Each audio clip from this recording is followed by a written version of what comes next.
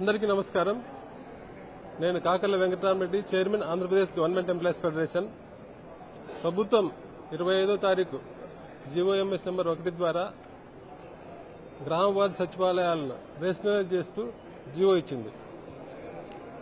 ఈ జీవో యొక్క ముఖ్య ఉద్దేశం సచివాలయాల సంఖ్య తగ్గించడం, సచివాలయ ఉద్యోగుల సంఖ్య తగ్గించడం ఒకటే కనపడింది తప్ప ఎక్కడా కూడా సచివాలయంలో పనిచేస్తున్న ఉద్యోగుల సమస్యలు కానీ వాళ్ళ ఇబ్బందులు కానీ వాటి గురించి ఎక్కడా ప్రస్తావించలే. సచివాలయంలో 1,34,000 మంది ఉద్యోగులు పనిచేస్తున్నారు.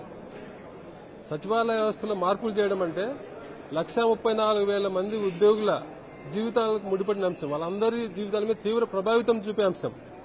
ఇంత ముఖ్యమైన అంశంలో ప్రభుత్వం నిర్ణయం తీసుకునేటప్పుడు, మార్పులు చేసేటప్పుడు ఒక కమిటీని వేయడం కానీ, ఉద్యోగ సంఘాలతో చర్చించడం కానీ, ఉద్యోగుల అభిప్రాయాలు సేకరించడం కానీ ఇలాంటివి ఏమీ చేయకుండా ఏకపక్షంగా తను ఏదైతే అనుకున్నదో దాని ప్రకారం ఉద్యోగులకు నష్టం కలిగేలాగా నిర్ణయం తీసుకోవడం అనేది నిజంగా బాధాకరం. దానివల్ల ఉద్యోగులందరూ చాలా ఆందోళనకు గురవుతున్నారు, భయాందోళనలు చెందుతున్నారు. ప్రభుత్వం సచివాలయ వ్యవస్థను తీసుకొచ్చింది ఎందుకు? గ్రామ స్థాయిలో, వార్డు స్థాయిలో ప్రజలకు అవసరమైన సేవలన్నీ వాళ్ళ ఇళ్ల దగ్గర అందించడానికి, ప్రజలు ఇబ్బంది పడకుండా ఉండడానికి, అదే సేమ్ టైం పల్లెల్లో ఎక్కువ మందికి ఉపాధి కల్పించాలన్న ఒక మంచి ఉద్దేశంతో ఈ గ్రామ సచివాలయ వ్యవస్థను తీసుకొచ్చింది. ఈ వ్యవస్థ తీసుకొచ్చిన తర్వాత రేషన్ కార్డు కానీ, ఇన్కమ్ సర్టిఫికేట్ కానీ, ఏదైనా 540 రకాల సేవలు ప్రజలకు వాళ్ళ గ్రామాల్లో, వార్డుల్లో వాళ్ళ దగ్గరికి అందిస్తున్నారు. గ్రామ సచివాలయ ఉద్యోగులు కూడా ప్రభుత్వం ఇచ్చిన అవకాశాన్ని సద్వినియోగం చేసుకుని కష్టపడుతూ, ముఖ్యంగా కరోనా కానీ, వరదలు కానీ, తుఫాన్లు కానీ ఇలాంటి విపత్తులు సంభవించినప్పుడు వాళ్ళ పడే కష్టం అసలు అది మాటలు చెప్పలేనిది. అంత కష్టపడి వాళ్ళు పనిచేస్తున్నారు. కరోనాను అంత బాగా నియంత్రించింది ఆంధ్రప్రదేశ్ ప్రభుత్వం అంటే సచివాలయ ఉద్యోగుల వల్లనే అని చెప్పి దేశ ప్రధానమంత్రి గారే స్వయంగా చెప్పారు. అంత కష్టపడే ఉద్యోగులకు ఏం పని లేదని కొందరు ప్రచారం చేయడం, వాళ్ళ మీద చిన్న చూపు చూడడం, వాళ్ళకేం పని లేకపోతే ఇప్పటి వరకు సచివాలయాల్లో ప్రజల నుంచి వచ్చిన రిప్రజెంటేషన్ కానీ, వాళ్ళ అర్జీలు కానీ 11 కోట్లకు పైగా సచివాలయాల్లో పబ్లిక్ గ్రీవెన్సెస్ ను సార్ట్అవుట్ చేసిండ్రు. పని లేకపోతే ఇన్ని సమస్యలు ఎట్లా పరిష్కారమైనాయి?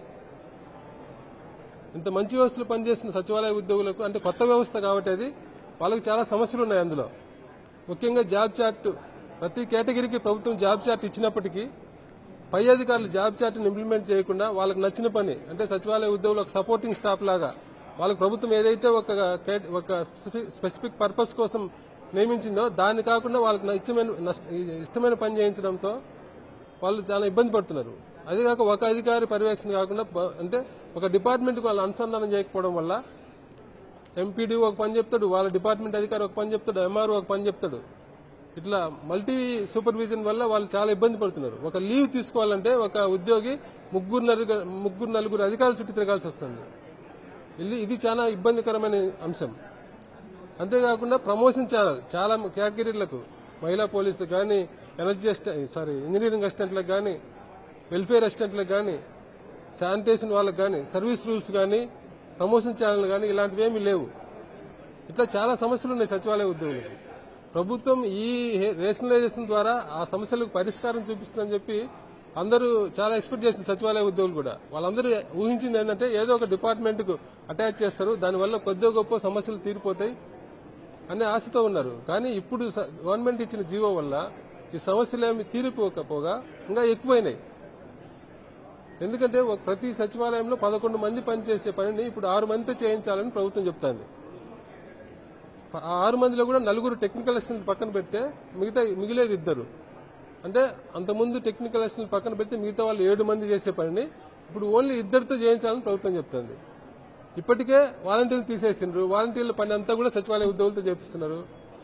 ఆ ఉండే ఉద్యోగుల్లో కూడా మళ్లీ తగ్గిస్తే ఇంకా సచివాలయ ఉద్యోగులు పనిచేయాలి, ఎట్లా పనిచేయాలి, ఎంత ఇబ్బందికరంగా ఉంటుంది, వాళ్ళ మీద పని ఒత్తిడి ఎట్లా ఉంటుంది అనేది ఏమీ ఆలోచన చేయడం లేదు ప్రభుత్వం. కాబట్టి ప్రభుత్వాన్ని ఒకటే రిక్వెస్ట్ చేస్తున్నాం ఏంటంటే, ఈరోజు సీఎస్ గారికి రిప్రజెంటేషన్ ఇచ్చాము సచివాలయ ఉద్యోగ సమస్యల మీద. ఇవన్నీ దృష్టిలో పెట్టుకుని ప్రభుత్వం అంటే మేము రేషనలైజేషన్ వ్యతిరేకించడంలే, గవర్నమెంట్ రేషనలైజేషన్ చేసే ముందు ఉద్యోగులను కూడా దృష్టిలో పెట్టుకుని, ఉద్యోగుల సమస్యలు కూడా దృష్టిలో పెట్టుకుని, వాళ్ళని కూడా కన్సిడర్లోకి తీసుకొని వాళ్ళ బాధలు విని అందరికీ ఉపయోగపడేలాగా చేయాలని చెప్పి ప్రభుత్వాన్ని కోరుతున్నాం. ముఖ్యంగా ఒక కమిటీ వేయండి, ఉద్యోగ సంఘాలతో చర్చించండి, ఉద్యోగుల అభిప్రాయాలు తీసుకోండి అనేది మా ముఖ్య గవర్నమెంట్కి చేసే ప్రధానమైన విజ్ఞప్తి. ఏంటంటే ఉద్యోగుల సమస్యలను కూడా కన్సిడర్ చేసుకుని వాటిని కూడా పరిష్కరించేలాగా ఈ హేతుబద్ధీకరణ చేయాలని చెప్పి ప్రభుత్వాన్ని కోరుతున్నాం. ముఖ్యంగా జాబ్ చార్ట్ ఇంప్లిమెంటేషన్ చేయాలి. ప్రతి ఒక్క ఉద్యోగికి కూడా ఒక స్పెసిఫిక్ గా ఈ పని అనేది ఉండాలి. లేకపోతే ఏమవుతుంది, ఇప్పుడు ఇచ్చిన జీవోలు కూడా ఎక్కడ జాబ్ చార్ట్ మెన్షన్ చేయాలి అంటే వాళ్ళని అటెండర్ కంటే హీనంగా వాడుకుంటారు. ఇంకా ఈ ఫలాని వ్యక్తికి ఫలాని పని లేకపోవడం వల్ల పై అధికారి ఏ పని చెప్తే ఆ పని చేయాల్సి వస్తుంది. అలాంటి పరిస్థితి ఉండకూడదు. ఉద్యోగులకు ఆత్మగౌరవం నిలపాలంటే వాళ్ళకి ఖచ్చితంగా స్పెసిఫిక్ గా ఫలాని కేటగిరీ వ్యక్తి ఏం చేయాలనేది ఒక స్పెసిఫిక్ జాబ్ చార్ట్ ఇవ్వాలని చెప్పి ప్రభుత్వాన్ని కోరుతున్నాం. అలాగే ఎవరికైతే సర్వీస్ రూల్స్ లేవో వాళ్ళకి సర్వీస్ రూల్స్ కల్పించాలని కోరుతున్నాం. ప్రమోషన్ చేయాలని కల్పించాలని కోరుతున్నాం. అన్నిటికంటే ముఖ్యంగా ప్రతి కేటగిరీని ఏదో ఒక డిపార్ట్మెంట్కి అనుసంధానం చేసి ఆ డిపార్ట్మెంట్ పర్యవేక్షణలో పనిచేసేలాగా చేయాలి.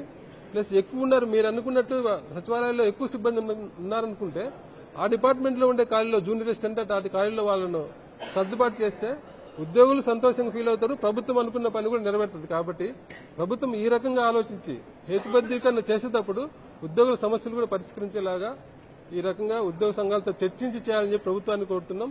ఈ అంశాలన్నీ పరిశీలించి సీఎస్ గారు న్యాయం చేస్తారని, ఉద్యోగుల సమస్యలు పరిష్కరించేలాగా చేస్తారని చెప్పి ఆశిస్తున్నాం. అంతవరకు ఈ జీవో నిలుపుదల చేయాలని చెప్పి కూడా ప్రభుత్వాన్ని కోరుతున్నాం. ప్రభుత్వం స్పందించి వీటి మీద సత్వరంగా వీటి మీద ఒక నిర్ణయం తీసుకుంటుందని ఆశిస్తున్నాం. చేయకపోతే, ప్రభుత్వం స్పందించకపోతే, ఉద్యోగుల సమస్యలు పట్టించుకోకపోతే సచివాలయ ఉద్యోగులందరూ కూడా ఈ సమస్యలు పరిష్కరించడం కోసం, సమస్యల సాధన కోసం పోరాడడానికి సిద్ధంగా ఉండాలని చెప్పి ఖచ్చితంగా మనందరం పోరాడితేనే ప్రభుత్వం చేస్తుందని ఆశిస్తున్నాం. చేయకపోతే మనం పోరాడని వీటిని సాధించుకోవాలి. ఆ పోరాటాలకు కూడా సచివాలయ ఉద్యోగులు సిద్ధంగా ఉండాలని చెప్పి కోరుతున్నాం. Thank you very much.